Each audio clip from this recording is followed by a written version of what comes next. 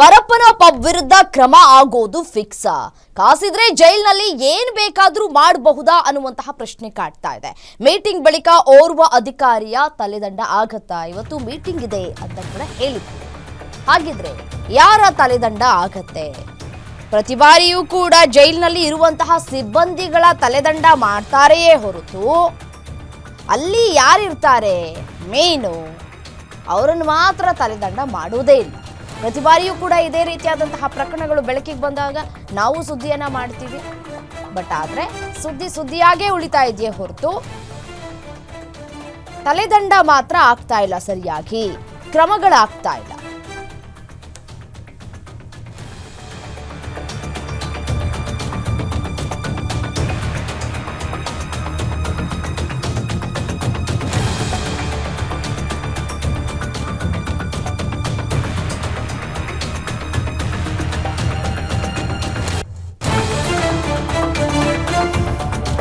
ಗೃಹ ಸಚಿವ doctor G Parameshwar ಅವರ ನೇತೃತ್ವದಲ್ಲಿ ಹೈವೋಲ್ಟೇಜ್ ಮೀಟಿಂಗ್ ನಡೀತಾ ಇದೆ. ಜೈಲಾಧಿಕಾರಿಗಳಿಂದ ಪ್ರಾಥಮಿಕ ವರದಿಯನ್ನ ಸಲ್ಲಿಕೆ ಮಾಡುವ ಸಾಧ್ಯತೆ ಇದೆ. ವಿಡಿಯೋ ರೆಕಾರ್ಡ್ ವೇಳೆ ಯಾವ ಅಧಿಕಾರಿಗಳು ಇದ್ರು, ಕೈದಿಗಳ ಅಕ್ರಮಗಳಲ್ಲಿ ಭಾಗಿಯಾಗ್ತಾ ಇರುವಂತಹ ಅಧಿಕಾರಿಗಳು ಯಾರು, ಅದೇ ಕೇಸ್ನಲ್ಲಿ ಓರ್ವ IPS ಅಧಿಕಾರಿ ತಲೆದಂಡವಾಗುವಂತಹ ಎಲ್ಲ ಸಾಧ್ಯತೆಗಳು ಕೂಡ ಇದೆ. ಹಾಗಿದ್ರೆ ಯಾರ ತಲೆದಂಡ ಆಗತ್ತೆ?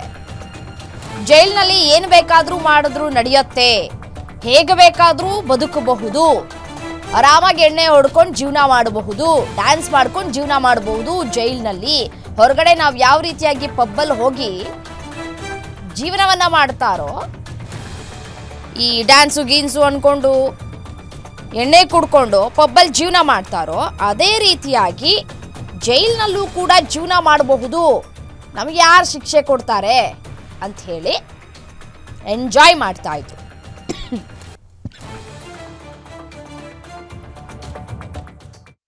ತಾವೆಲ್ಲ ವರದಿಯನ್ನು ರಾಜ್ಯದಲ್ಲಿ ಜೈಲುಗಳಲ್ಲಿ ಅನೇಕ ಕಾನೂನು ಬಾಹಿರವಾದಂತ ಚಟುವಟಿಕೆಗಳು ನಡೀತಾ ಇದೆ ಅಂತ ಹೇಳಿ ಈಗಾಗಲೇ ತಾವೆಲ್ಲ ವರದಿಯನ್ನು ಮಾಡಿದ್ದೀರಿ. ಇದನ್ನ ನಾನು ಮೊನ್ನೆ ಹೇಳಿದ್ದೇನೆ, ಬಹಳ ಗಂಭೀರವಾಗಿ ಪರಿಗಣಿಸಿದ್ದೇವೆ. ಸರ್ಕಾರ ಇದನ್ನ ಯಾವುದೇ ಕಾರಣಕ್ಕೂ ಸಹಿಸೋದಿಲ್ಲ ಅನ್ನುವಂಥ ಮಾತನ್ನು ಕೂಡ ನಾನು ಹೇಳಿದ್ದೇನೆ. ಯಾರ್ಯಾರು ಸಂಬಂಧಪಟ್ಟ ಅಧಿಕಾರಿಗಳಿದ್ದಾರೆ, ಯಾವ ಪ್ರಿಸನ್ಸ್ ಅಲ್ಲಿ ಪ್ರಿಸನ್ಸ್ ಹೆಡ್ಗಳಿದ್ದಾರೆ, ಅವ್ರದ್ದೇ ಜವಾಬ್ದಾರಿ. ಅವರು ಆ ಪ್ರಿಸನ್ ಅನ್ನ ನಾವು ಅವ್ರ ಕೈಗೆ ಕೊಟ್ಟ ಮೇಲೆ ಅದನ್ನ ಸರಿಯಾದ ರೀತಿಯಲ್ಲಿ ಆಡಳಿತ ಮಾಡ್ತಕ್ಕಂಥದ್ದು ಅವರ ಜವಾಬ್ದಾರಿ. ಅದು ಫೋನ್ಗಳ ಒಳಗಡೆ ಹೋಗುತ್ತೆ, ಗಾಂಜಾ ಒಳಗಡೆ ಹೋಗುತ್ತೆ, ಲಿಕ್ಕರ್ ಒಳಗಡೆ ಹೋಗುತ್ತೆ, ಅಥವಾ ಬೇರೆ ಯಾವುದೋ ರೀತಿಯಲ್ಲಿ ಚಟುವಟಿಕೆಗಳಾಗುತ್ತವೆ ಅಂತ ಅಂದಾಗ ಅದಕ್ಕೆ ಹೊಣೆ ಯಾರು? ಹೊಣೆ ಆ ಮುಖ್ಯಸ್ಥರೇ ಆಗ್ಬೇಕು. ಅದಕ್ಕಾಗಿ ಇವತ್ತು ನಾನು ಸಭೆ ಕರೆದಿದ್ದೇನೆ. ಸಭೆಯಲ್ಲಿ ಏನು ಅವರೆಲ್ಲ ಮಾಹಿತಿಗಳನ್ನ ಕೊಡ್ತಾರೆ, ನಮಗೆ ಅನೇಕ ಮಾಹಿತಿಗಳು ನಮಗೂ ಕೂಡ ಬಂದಿದ್ದಾವೆ. ಅದನ್ನೆಲ್ಲ ಪರಿಶೀಲನೆ ಮಾಡಿ ಇವತ್ತು ಮುಂದೆ ಏನ್ ಕ್ರಮ ತಗೋಬೇಕೋ ಅದನ್ನ ತಗೊಳ್ತೇನೆ. ಈಗಾಗಲೇ ಮಾನ್ಯ ಮುಖ್ಯಮಂತ್ರಿಗಳು ಕೂಡ ಸೂಚನೆ ಕೊಟ್ಟಿದ್ದಾರೆ, ಇದನ್ನ ಗಂಭೀರವಾಗಿ ಪರಿಗಣಿಸಬೇಕು, ಸಂಬಂಧಪಟ್ಟ ಅಧಿಕಾರಿಗಳ ಮೇಲೆ ಮುಲಾಜಿಲ್ಲದೆ ಕ್ರಮ ತಗೋಬೇಕು ಅಂತ ಕೂಡ ಅವರು ಹೇಳಿದ್ದಾರೆ. ಹಾಗಾಗಿ ಇವತ್ತು ಈಗ ಸಭೆ ಕರೆದಿದ್ದೇನೆ. ಸಭೆ ನಂತರ ನಾನು ನಿಮ್ಮನ್ನು ಮಾತಾಡ್ತೀನಿ. ಅದಕ್ಕೆ ನಾನು ಸಭೆ ಹೈ ಲೆವೆಲ್ ಮೀಟಿಂಗ್ ಕರೆದಿರೋದೇ ಆ ಉದ್ದೇಶಕ್ಕಾಗಿ. ಮೊದಲೆಲ್ಲ ಏನು ಕನ್ಸರ್ನ್ಡ್ DG ಅಥವಾ ADG ಅವ್ರನ್ನ ಕರೆದು ಅವರಿಗೆ ಸೂಚನೆ ಕೊಡ್ತಿದ್ದು. ಇವತ್ತು ನಾನು ಎಲ್ಲ ಸೂಪರ್ಡೆಂಟ್ಸ್ ಅನ್ನು ಕರೆಸಿದ್ದೇನೆ. ಪ್ರತಿಯೊಂದು ನಮ್ಮ ಮೇಜರ್ ಪ್ರಿಸನ್ಸ್ ಯಾವ್ದಿದ್ದಾವೆ, ಅದು ಬೆಳಗಾಂ ಆಗ್ಲಿ, ಮಂಗಳೂರು ಆಗ್ಲಿ, ಶಿವಮೊಗ್ಗ ಆಗ್ಲಿ, ಈ ತರ ಎಲ್ಲ ಮೇಜರ್ ಪ್ರಿಸನ್ಸ್, ಬಳ್ಳಾರಿ, ಇವಾಗೆಲ್ಲರನ್ನು ಕರೆದಿದ್ದೀನಿ. ಕರೆದು ನಮಗೆ ಅನೇಕ ವಿಚಾರಗಳು ನಮ್ಮ ಗಮನಕ್ಕೂ ಬಂದಿದೆ ಬೇರೆ ಬೇರೆ ರೀತಿಯಲ್ಲಿ. ತಾವು ಕೂಡ ಮಾಧ್ಯಮದವರು ಕೆಲವರ ವಿಚಾರಗಳನ್ನು ಹೇಳಿದಿರಿ. ಹಾಗಾಗಿ ಅದನ್ನೆಲ್ಲ ಪರಿಶೀಲನೆ ಮಾಡಿ ವಿಚಾರ ಮಾಡಿ ಇವತ್ತು ಮುಂದೆ ಏನ್ ಮಾಡಬೇಕು ಅನ್ನೋದ್ರ ಬಗ್ಗೆನೂ ಬಹಳ ಸೂಕ್ತವಾಗಿ ಕ್ರಮ ತಗೊಳ್ತೀನಿ. ಮುಂದೆ ಯಾವ ರೀತಿಯಾದಂತಹ ಕ್ರಮವನ್ನ ತೆಗೆದುಕೊಳ್ತೀವಿ ಅನ್ನೋದನ್ನ ಸೂಕ್ಷ್ಮವಾಗಿ ನಾವು ಚರ್ಚೆಯನ್ನ ಮಾಡ್ತೀವಿ ಅಂತ ಹೇಳಿ ಗೃಹ ಸಚಿವರು ಹೇಳ್ತಾ ಇದ್ದಾರೆ. ಅವರ ಮಾತು ಎಷ್ಟರ ಮಟ್ಟಿಗೆ ಈ ಅಧಿಕಾರಿಗಳ ತಲೆದಂಡ ಆಗುತ್ತೆ ಅನ್ನೋದರ ಮೇಲೆ ಡಿಪೆಂಡ್ ಆಗುತ್ತೆ. ಸುಮ್ಮನೆ ಜೈಲಿನಲ್ಲಿ ಎಂಜಿಲ್ ಕಾಸನ್ನ ತೆಗೆದುಕೊಳ್ಳೋದು, ಜೈಲಾಧಿಕಾರಿಗಳು ಇದೇ ರೀತಿಯಾದಂತಹ ಪ್ರಕರಣಗಳು ಪದೇ ಪದೇ ಬೆಳಕಿಗೆ ಬರೋದು, ಐಸಿಸ್ ಉಗ್ರರಿಗೆ ಒಳಗಡೆಯೇ ಕುಮ್ಮಕ್ಕನ್ನು ಕೊಡ್ತಾ ಇರುವಂಥದ್ದು, ವಿಕೃತ ಕಾಮಿಗೆ ಜೈಲಿನಲ್ಲಿ ಮೊಬೈಲನ್ನು ಕೊಟ್ಟು ಟಿವಿ ಸೌಲಭ್ಯವನ್ನು ಕೂಡ ನೀಡಿರುವಂಥದ್ದು, ಜೈಲಿನಲ್ಲಿ ಆರಾಮಾಗಿ ಯಾವ ರೀತಿಯಾದಂತಹ ಬಟ್ಟೆ ಧರಿಸ್ಕೊಂಡು ಅವರು ಎಂಜಾಯ್ ಮಾಡ್ತಾ ಇದ್ದಾರೆ ಅನ್ನುವಂತಹ ದೃಶ್ಯಗಳನ್ನು ನಿಮ್ಮ ಗ್ಯಾರಂಟಿ ನ್ಯೂಸ್ ಮೊದಲು ಬ್ರೇಕ್ ಮಾಡಿತ್ತು.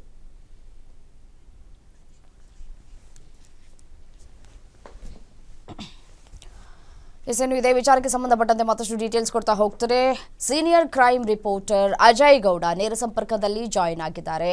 ಅಜಯ್, ಗೃಹ ಸಚಿವರು ಹೇಳ್ತಾ ಇದ್ದಾರೆ ಕೂಲಂಕುಷವಾಗಿ ನಾವು ಚರ್ಚೆಯನ್ನ ಮಾಡಿ ಯಾರು ಇದರಲ್ಲಿ ಶಾಮೀಲಾಗಿದ್ದಾರೆ ಅವರ ತಲೆದಂಡ ಆಗತ್ತೆ ಅಂತ ಹೇಳಿ. ಇವರ ಅಧೀನದಲ್ಲೇ ಸಾಕಷ್ಟು ಕೇಸುಗಳು ಬೆಳಕಿಗೆ ಬಂದಿರುವಂಥದ್ದು, ಇದೀಗ ಮತ್ತೆರಡು ಮೂರು ಪ್ರಕರಣಗಳು ಬೆಳಕಿಗೆ ಬರ್ತಾ ಇದೆ. ಏನ್ ಚರ್ಚೆ ಆಗತ್ತೆ, ಯಾವ ರೀತಿಯಾದಂತಹ ತೀರ್ಮಾನವನ್ನ ತೆಗೆದುಕೊಳ್ಳಬಹುದು, ಬರೀ ಸಿಬ್ಬಂದಿಗಳನ್ನ ಮಾತ್ರ ತಲೆದಂಡ ಮಾಡಿದ್ರೆ ಸಾಕಾ?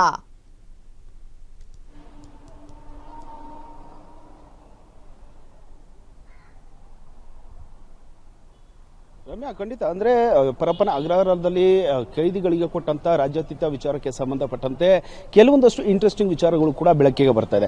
ಮೊನ್ನೆ ಕೂಡ ನೋಡುವಂಥ ಸಂದರ್ಭದಲ್ಲಿ ಕೆಲವೊಂದಷ್ಟು ವಿಡಿಯೋಗಳು, ಅದರಲ್ಲೂ ಕೂಡ ಉಗ್ರ ಇರುವಂಥ ಒಂದು ಸೆಲ್ಲೇನಿದೆ, ಆತ ಕೂಡ ಕೂತ್ಕೊಂಡು ಮೊಬೈಲ್ ಯೂಸ್ ಮಾಡುವಂಥ ಕೆಲಸವನ್ನು ಮಾಡ್ತಾ ಇದೆ. ಅದೇ ರೀತಿಯಾಗಿ ಸೀರಿಯಲ್ ರೇಪಿಸ್ಟ್ ಆಗಿದ್ದಂಥ ಉಮೇಶ್ ರೆಡ್ಡಿ ಏನಿದ್ದಾನೆ, ಆತ ಕೂಡ ಮೊಬೈಲನ್ನು ನೋಡಿಕೊಂಡು ಟಿವಿನ ನೋಡಿಕೊಂಡು ಆರಾಮಾಗಿ ಕಾಲ ಕಳೆಯುವಂಥ ಕೆಲಸಗಳು ಕೂಡ ಅಲ್ಲಿ ಆಗ್ತಾ ಇದೆ. ಅದಕ್ಕೆ ನೇರವಾಗಿ ಅಲ್ಲಿರುವಂಥ ಜೈಲಿನ ಸೂಪರಿಂಟೆಂಡೆಂಟ್ ಸೇರಿದಂತೆ ಕೆಲವೊಂದಷ್ಟು ಸಿಬ್ಬಂದಿಗಳು ಅವ್ರಿಗೆ ಆ ರೀತಿಯಾಗಿ ರಾಜ್ಯಾತಿಥ್ಯವನ್ನು ಕೊಡ್ತಾ ಇರೋದು ಕೆಲವೊಂದಷ್ಟು ವಿಡಿಯೋಗಳ ಒಂದು ಸಾಕ್ಷಿ ಸಮೇತ ಸಿಗಾಕೊಂಡಿತ್ತು. ಹೀಗಾಗಿ ಇದರ ಬೆನ್ನಲ್ಲೇ ಇವತ್ತು ಹೈ ವೋಲ್ಟೇಜ್ ಮೀಟಿಂಗ್ ಅನ್ನ ಖುದ್ದು ಗೃಹ ಸಚಿವ ಆಗಿರುವಂತಹ ಪರಮೇಶ್ವರ್ ಕೂಡ ಮಾಡ್ತಾ ಇದ್ದಾರೆ. ಅದಕ್ಕೆ ಹಿರಿಯ ಅಧಿಕಾರಿಗಳು ಕೂಡ ಸಾಕಷ್ಟು ಸಂಖ್ಯೆಯಲ್ಲಿ ಇವತ್ತು ಒಂದು ಕಚೇರಿಯಲ್ಲಿ ಮೀಟಿಂಗ್ ಅನ್ನ ಇಟ್ಕೊಂಡಿದ್ದಾರೆ. ಅಲ್ಲಿ ಬೆಂಗಳೂರು ನಗರದ ಕಮಿಷನರ್ ಆಗಿರುವಂತಹ ಸೀಮಂತ್ ಕುಮಾರ್ ಸೇರಿದಂತೆ ಎಡಿಜಿಪಿ ಆಗಿರುವಂತಹ ಸಲೀಂ ಕೂಡ ಸೇರಿದಂತೆ ಹಿರಿಯ ಅಧಿಕಾರಿಗಳು ಕೂಡ ಇವತ್ತು ಆ ಒಂದು ಮೀಟಿಂಗ್ ನಲ್ಲಿ ಪಾಲ್ಗೊಳ್ತಾ ಇದ್ದಾರೆ. ಜೊತೆಗೆ ಯಾವಾಗ ಈ ಒಂದು ವಿಡಿಯೋಗಳು ವೈರಲ್ ಆಗುತ್ತೋ ಇದರ ಬೆನ್ನಲ್ಲೇ ಎಚ್ಚೆತ್ತಿರುವಂತಹ ರಾಜ್ಯ ಸರ್ಕಾರ ಸೇರಿದಂತೆ ಪೊಲೀಸ್ ಇಲಾಖೆ ಇದಕ್ಕೆ ಕಠಿಣವಾದಂತಹ ಕ್ರಮವನ್ನು ತೆಗೆದುಕೊಳ್ಬೇಕು ಅಂತ ಹೇಳಿ ಎಲ್ಲ ರೀತಿಯಾದಂತಹ ಸಿದ್ಧತೆಯನ್ನು ಮಾಡಿಕೊಂಡು ಮೀಟಿಂಗ್ ಅಲ್ಲಿ ಇವತ್ತು ಸಾಕಷ್ಟು ಅದ್ರ ಬಗ್ಗೆ ಚರ್ಚೆ ಮಾಡುವಂತ ಕೆಲಸಗಳು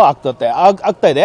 ಅದರ ಬೆನ್ನಲ್ಲೇ ಇವತ್ತು ಕೂಡ ಅಂದ್ರೆ ನಿನ್ನೆ ರಾತ್ರಿ 10:30 ಸುಮಾರಿಗೆ ದರ್ಶನ್ಗೆ ತೀರಾ ಆಪ್ತವಾಗಿ ಇದ್ದಂತಹ ಸ್ಯಾಂಡಲ್ವುಡ್ ನಟ ಆಗಿರುವಂತಹ ಧನ್ವೀರ್ ಏನಿದ್ದಾನೆ ಆತನನ್ನು ಕೂಡ ನಿನ್ನೆ ರಾತ್ರಿ ವಶಕ್ಕೆ ಪಡೆಯುವಂತ ಕೆಲಸವನ್ನು ಸಿಸಿಬಿ ಪೊಲೀಸ್ನವರು ಮಾಡಿದ್ದಾರೆ.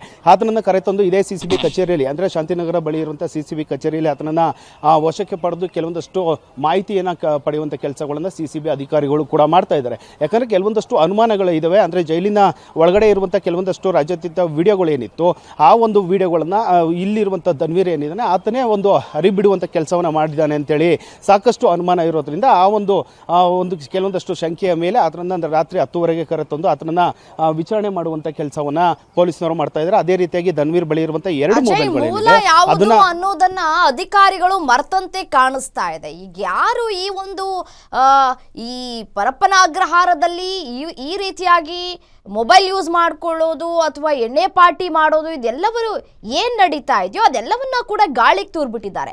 ಯಾರು ವಿಡಿಯೋವನ್ನ ಕೊಟ್ರು, ಯಾರು ಸಾಕ್ಷಿಯನ್ನ ಕೊಟ್ರು ಅನ್ನೋರ್ನ ಇದೀಗ ವಿಚಾರಣೆಯನ್ನ ನಡೆಸ್ತಾ ಇದ್ದಾರೆ. ಮೊದಲಿಗೆ ಹೇಗೆ ಅನುಮಾನ ಬಂತು, ಇವರ ವಶಕ್ಕೆ ಈಗೇನು ತೆಗೆದುಕೊಂಡಿದ್ದಾರೆ ದರ್ಶನ್ ಅವರ ಗೆಳೆಯ, ಅವರ ಮೇಲೆ ಹೇಗೆ ಅನುಮಾನ ಬಂತು, ಅವರೇ ವಿಡಿಯೋವನ್ನ ಹರಿಬಿಟ್ಟಿದ್ದಾರೆ ಅಂತ ಏನಾದ್ರೂ ಸಾಕ್ಷಿಗಳು ಸಿಕ್ಕಿದ್ಯಾ ಅಂತ ಹೇಳಿ ಧನ್ವೀರ್ ವಿರುದ್ಧ.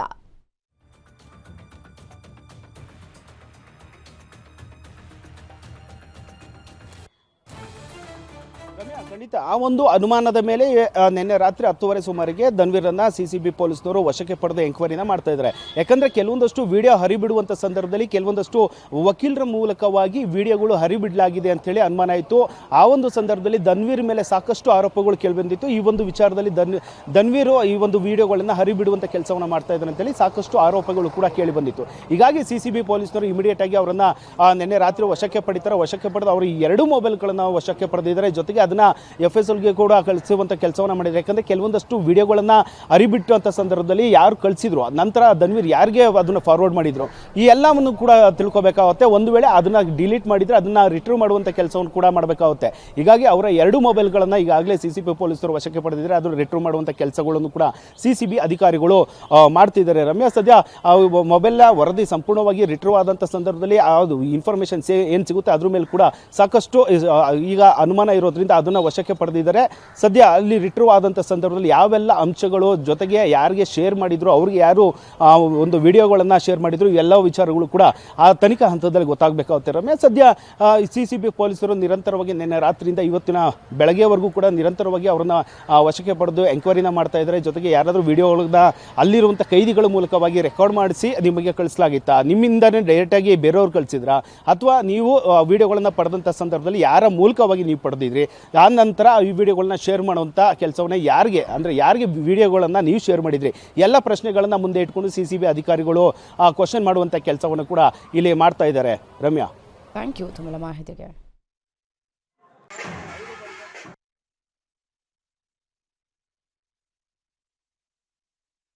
ರೈಟ್, ನೋಡಿ, ಈಗ ಧನ್ವೀರನ್ನ ವಶಕ್ಕೆ ಪಡೆದುಕೊಂಡು ತನಿಖೆಯನ್ನ CBI ಮಾಡ್ತಾ ಇದೆ ಸರಿ, ಆದರೆ CBI ಅಧಿಕಾರಿಗಳ ವಿರುದ್ಧವೂ ಕೂಡ ಕ್ರಮವನ್ನು ತೆಗೆದುಕೊಳ್ಬೇಕಲ್ವಾ ಅನ್ನುವಂತಹ ಪ್ರಶ್ನೆಗಳನ್ನು ಮಾಡ್ತಾ ಇದ್ದಾರೆ ಸಾರ್ವಜನಿಕರು.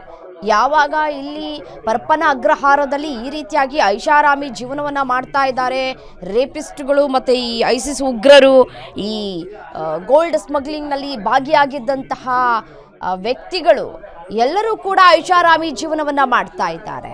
ಸೊ ಹಾಗಾಗಿ ಸಹಜವಾಗಿಯೇ ಆಕ್ರೋಶಗಳು ಕೂಡ ಹೆಚ್ಚಾಗ್ತಾ ಇದೆ ಸಾರ್ವಜನಿಕ ವಲಯದಲ್ಲಿ.